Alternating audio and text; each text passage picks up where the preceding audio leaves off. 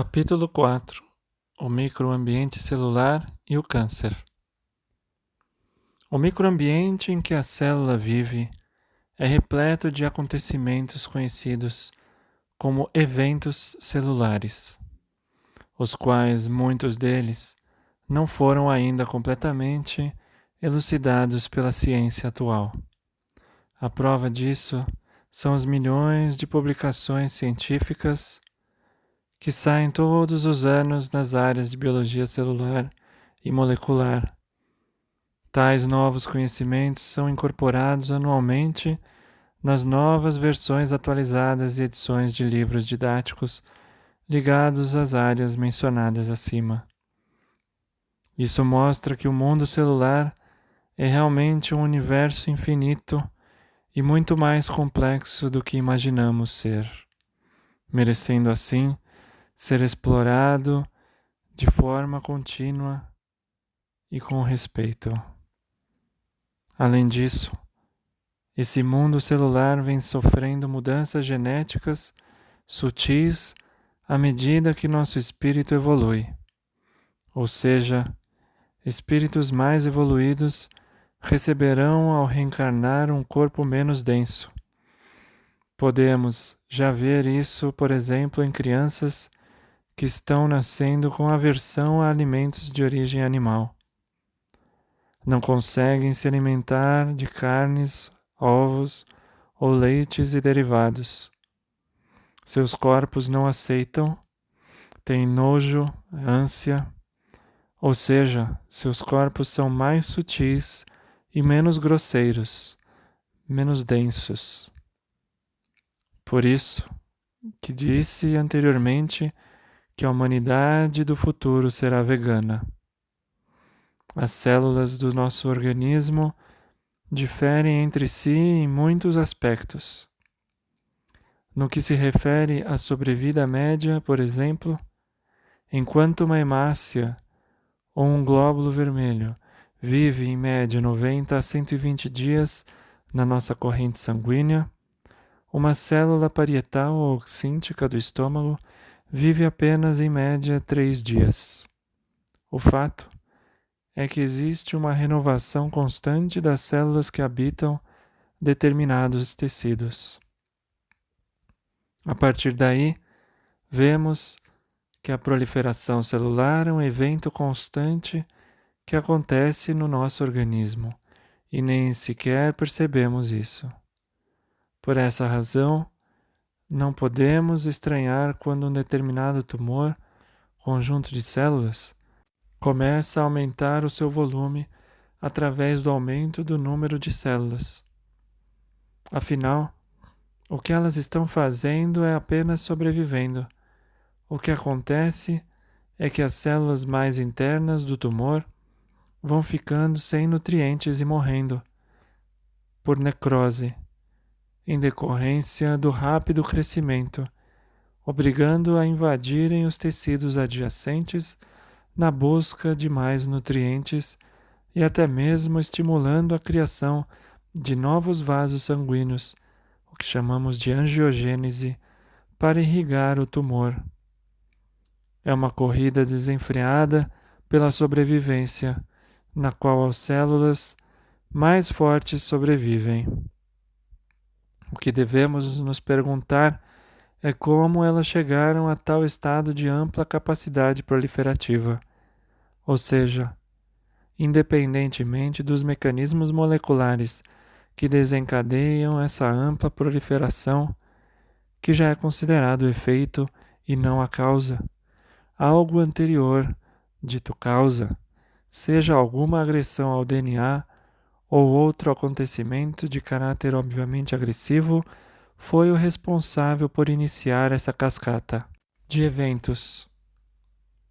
Observem que não mencionei sobre a malignidade, pois um tumor só é considerado maligno pela medicina se as células ali presentes passaram a invadir o tecido adjacente ao tumor.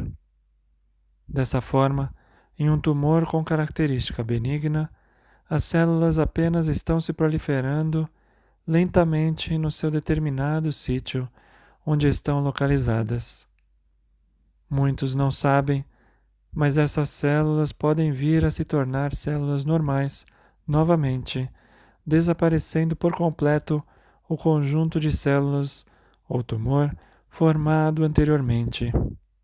Só depende de nós para que isso ocorra, ou seja, depende de nossa consciência e como iremos nos deparar com a notícia no momento em que soubermos que carregamos um conjunto de células com tais características dentro do nosso organismo. Cabe apenas a nós mesmos modificar o microambiente gerador das condições que contribuíram para o surgimento desse tipo de células. Voltando a falar de células ditas normais, ou seja, que não alteraram as suas funções a que foram embriologicamente destinadas a cumprir, sabe-se que existem fases pelas quais as células passam que são cruciais para o seu destino enquanto vivas. Ao conjunto dessas fases, damos o nome de ciclo celular. Durante esse ciclo, as células passam pelas seguintes fases: G1, S, G2, M, onde M é a tão conhecida mitose, fase em que ocorre a divisão celular ou replicação propriamente dita, e onde uma célula-mãe dá origem a duas células filhas com a mesma quantidade de DNA. Sendo assim, toda a informação genética da célula-mãe passa para as duas células filhas. Com isso, podemos então associar que se uma célula-mãe possui uma mutação, isto é, alteração no seu DNA, esta irá passar para as suas células filhas. Muitos fatores externos e internos são responsáveis por inúmeras mutações nas células dos órgãos do nosso organismo, as quais ocorrem diariamente. Por isso, se costuma dizer que todos nós, de alguma forma, possuímos células tumorais em nosso organismo, que todavia nem percebemos, pois nem sempre elas progridem para a formação de um tumor. Isso pode estar relacionado ao nosso próprio sistema imunológico, que as reconheceram e impediram sua proliferação, ou devido a mecanismos próprios, os quais são responsáveis pela reparação do DNA lesado.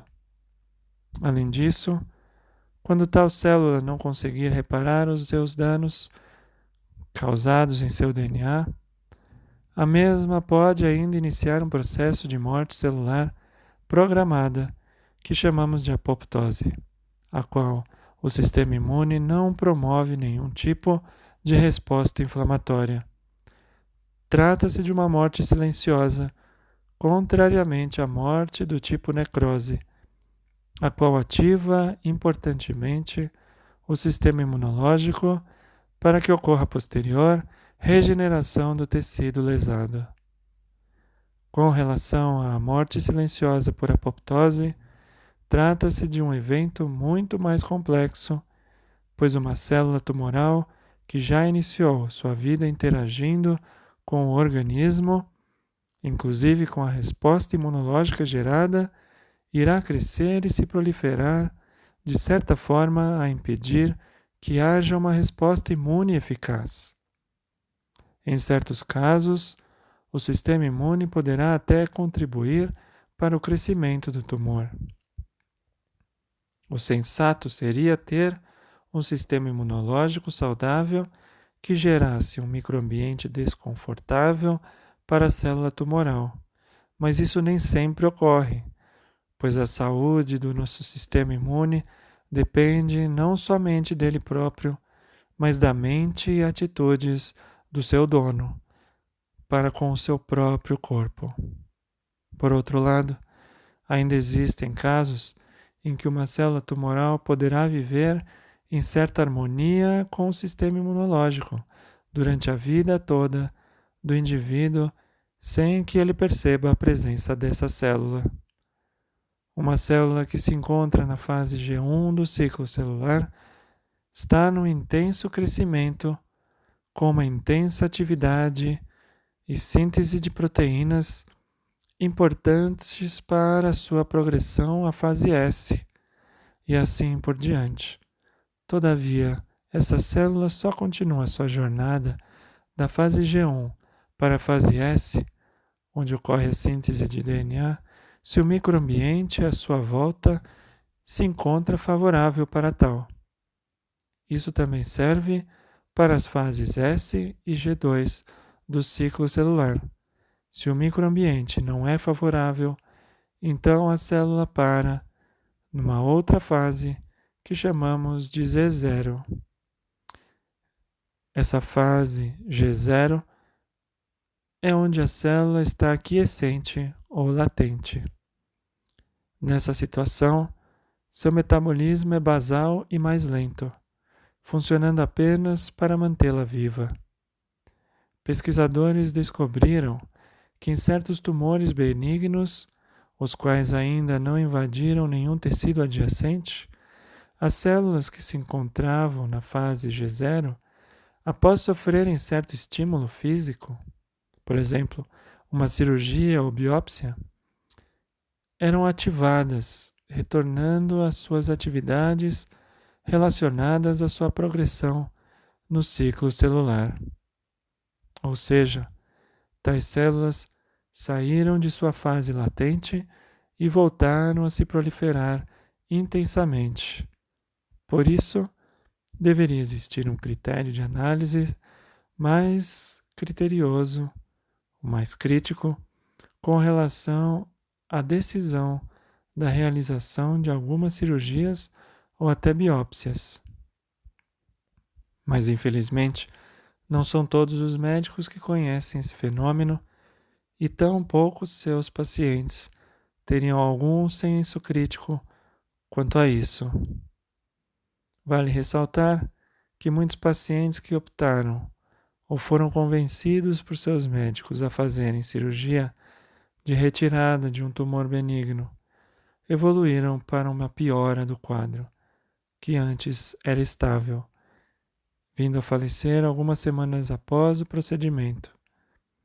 A alternativa mais interessante nesses casos seria deixar o tumor nessa sua forma latente e alterar totalmente o seu microambiente em que vive através da mudança radical da rotina do paciente, principalmente em relação à dieta, atividades físicas, pensamentos positivos e harmônicos de cura, etc.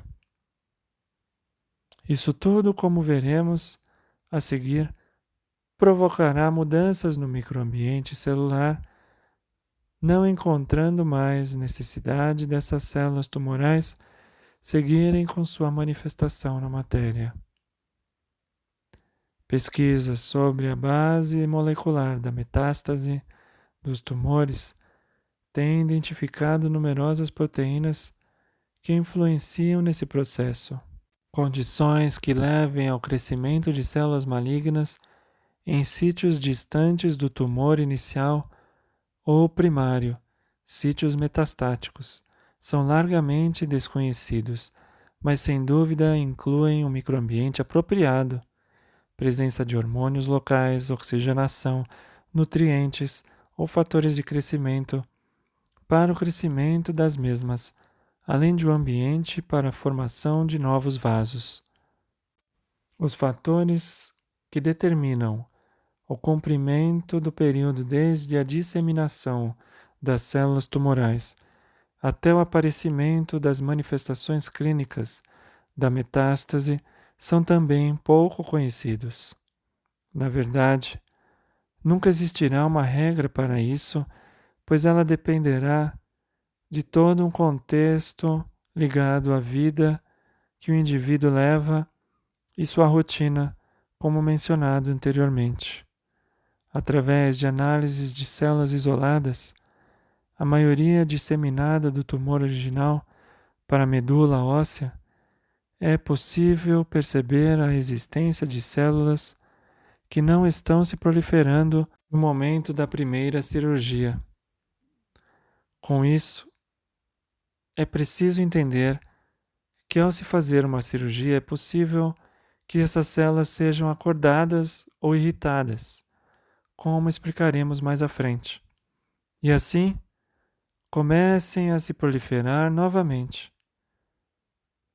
Isso além do fato de ocorrer metástase, pois durante uma cirurgia vasos e microvasos são rompidos e abertos, facilitando assim a migração dessas células para outros locais do corpo, até que encontrem um microambiente favorável em outro órgão ou tecido, onde então iniciam a formação de um novo tumor, ou seja, um tumor secundário ou metástase. Por essa razão, pesquisadores acham que seria importante a utilização de terapias adjuvantes com o objetivo de atacar tanto as células que estão se proliferando como as que não estão se proliferando, ou seja, as que estão na fase G0. Todavia, ainda não existe nenhuma terapia específica para esse fim, e tampouco específica para células com características malignas. E nem existirá enquanto pensarem somente em encontrar uma terapia antitumoral que atue de fora para dentro. Dessa forma, é preciso pensar muito antes de tomar qualquer decisão que envolva matar qualquer célula do seu organismo. O resultado pode ser fatal. Tanto é que muitos indivíduos morrem em função da quimioterapia, radioterapia ou cirurgia, e não pelo tumor em si. Temos que ter em mente que todas essas terapias irritam e perturbam a base eletrônica das células, construtoras do organismo físico. Quando, na verdade, deve-se pensar em fazer o inverso, que é restaurar a harmonia celular, regenerando e reoxigenando todos os órgãos e tecidos lesados ao longo da vida. O câncer não deve ser considerado apenas como um sintoma isolado que ocorre no organismo, pois a sua maior ou menor virulência mantém estreita a relação com o tipo psíquico do doente.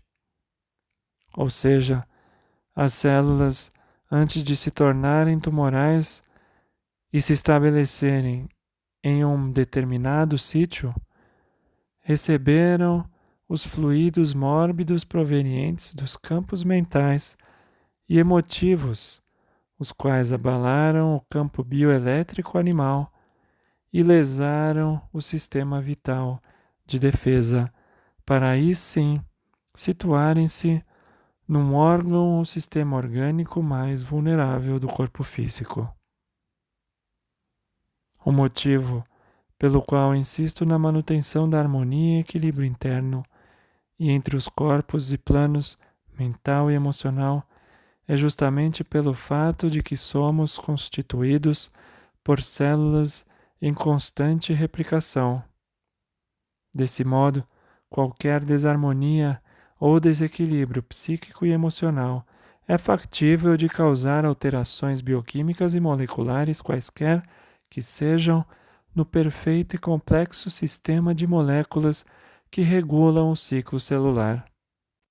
É importante ter a consciência de que existe uma constante força criadora ou elemental primário que sustenta o crescimento e função de todas as células e micro-organismos que residem em nosso organismo. Ou seja, é uma força perfeita que jamais pode ser irritada. Vamos exemplificar o exposto. Se retirássemos uma célula viva de nosso corpo e a colocássemos em um microambiente que ela ache desfavorável para o seu crescimento, mesmo se disponibilizarmos nutrientes e tudo mais que ela precise, a célula entrará em morte. Caso isso não ocorra de imediato, ela ainda poderá entrar em um estado latente de vida, ou também conhecido como estado quiescente ou G0, como mencionado. Dessa forma, ela permanece viva, mas com seu metabolismo significativamente diminuído. Assim sendo, juntando essas informações, podemos nos conscientizar de que qualquer alteração psíquica ou emocional, astral, negativa, desfavorável com a vida, até mesmo no descaso para com sua própria alimentação, poderá resultar em uma alteração séria no microambiente celular, promovendo a progressão das células que sentiram essa desarmonia. Além disso, a própria quimio e radioterapia podem sabidamente causar a formação de novos tumores, pois geram desarmonia no microambiente celular e mutações no DNA, além de impedirem o processo de limpeza espiritual de forma natural e harmônica. Causam, sobretudo, a perda dos fluidos vitais e energéticos das células do indivíduo, podendo levar a um desencarne prematuro, antes mesmo do tempo previsto. Mas voltando ao elemental primário, o mesmo pode ser definido como um elemento encontrado na natureza, como por exemplo um elétron, que ora se encontra em um estado latente, ora em um estado excitado. Todavia, esse último estado só ocorre quando o mesmo é irritado por algo ou por alguma outra força. Dessa forma, esse elemental primário, em seu estado latente ou harmônico, não causa nenhum mal. Nós mal conseguimos sentir as células e micro-organismos de nossos corpos trabalhando arduamente dentro de nós, pois tudo se encontra em perfeita harmonia. E mesmo que nós sejamos os causadores de alguma desarmonia, elas fazem tudo para que não sintamos nenhum tipo de desconforto quanto a isso. Porém, quando excitado ou irritado por alguma força negativa ou contrária ao seu papel benfeitor, pode levar a uma ação direta sobre a matéria. E isso pode levar dias, meses, anos ou vidas, dependendo da intensidade do acúmulo dessas agressões nos corpos sutis do ser, que de uma hora para outra resulta na materialização de sintomas diversos. O que significa, em outras palavras, que nossas células não conseguiram mais lidar com tais agressões crônicas ou constantes em suas vidas, fugindo do controle delas e partindo para um quadro crônico degenerativo de sintomas que só agravam ainda mais conforme avança a doença ou quadro sintomático.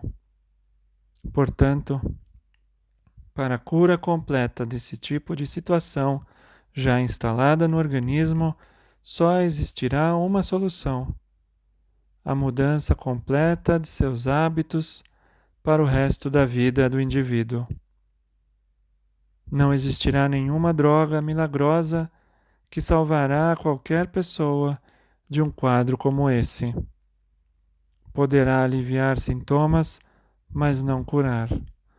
Da mesma forma, um elétron poderá se encontrar discreto e imperceptível no ambiente, mas se o mesmo for irritado ou excitado, poderá ser claramente sentido por nossos sentidos da matéria.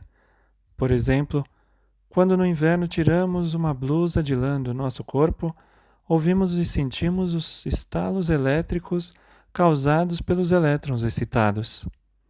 Em resumo, esse elemental faz parte tanto do organismo físico como do perispírito e pode reagir conforme seja a disposição mental e emotiva do homem. Quando o homem pensa, emite ondas cerebrais eletrodinâmicas que afetam todo o campo de suas energias ocultas, e quando se emociona, pode alterar a frequência vibratória do seu próprio sistema eletrônico, de sustentação atômica. Por exemplo, quando estamos alegres, comendo junto com amigos e familiares, em boa companhia, nossa digestão e aproveitamento dos nutrientes são muito melhor do que se estamos sozinhos, depressivos ou tristes, o que geralmente ocasiona uma perda considerável do apetite e uma má digestão. É natural, pois, que um elemental cancerígeno venha se irritando em sua intimidade há decênios, séculos e até milênios, pela força das vibrações dos pensamentos e das emoções violentas do espírito encarnado. E essa carga nociva atingida a fase de sua saturação deve convergir profilaticamente para a matéria. A mente aí funciona em distonia, projetando dardos mentais que desorganizam as aglomerações celulares, adensando-se o magnetismo até obstruir o trabalho criativo do cosmo orgânico, impondo-se então a moléstia cancerosa através da desarmonia psicofísica. Enfim, qualquer alteração ou irritação do elemental primário, seja de um homem, de um animal ou vegetal, poderá levar ao surgimento de anomalias celulares, com possibilidade do surgimento de um câncer, ou até mesmo doenças autoimunes. A diferença é que para um animal ou vegetal não será kármico, mas sim em decorrência de fatores externos, como as atitudes do próprio homem sobre a natureza, que acabam por repercutir numa série de danos e desarmonias de ordem energética no nosso planeta. Já para o homem, inúmeros fatores podem desencadear essa irritação, como cigarro, álcool, carne cozida, agentes químicos diversos, narcóticos ou sedativos, intoxicação medicamentosa, hemorragia incontrolável, intervenção cirúrgica inoportuna ou excrescência parasitária. Tudo isso, per se, já é capaz de causar uma desarmonia celular que, juntamente com os pensamentos e atitudes de ordem negativa, irascibilidade, ódio, violência, cólera, ciúmes, inveja, crueldade, vingança, medo, luxúria, orgulho, mágoa ou melancolia, podem dar início à drenação tóxica e à incidência cancerígena, funcionando e atuando assim como um detonador psíquico. Nenhuma anomalia é capaz de progredir em um microambiente salutar. Caso houve progressão sem motivo aparente na existência atual, é porque veio acumulado de outras existências. Assim, a frase mente sã, corpo são pode resumir tudo o que acabamos de dizer. Eis porque os médicos modernos têm verificado que as crises dos cancerosos mantêm estreita relação com os seus estados psíquicos. E um fato ainda mais interessante é que o elemental primário, modificado ou densificado com vibração densa, aumenta a sua força e vibração agressiva em perfeita sintonia com os resíduos de outras energias deletérias, que o homem movimenta na imprudência de novos desequilíbrios mentais e emotivos.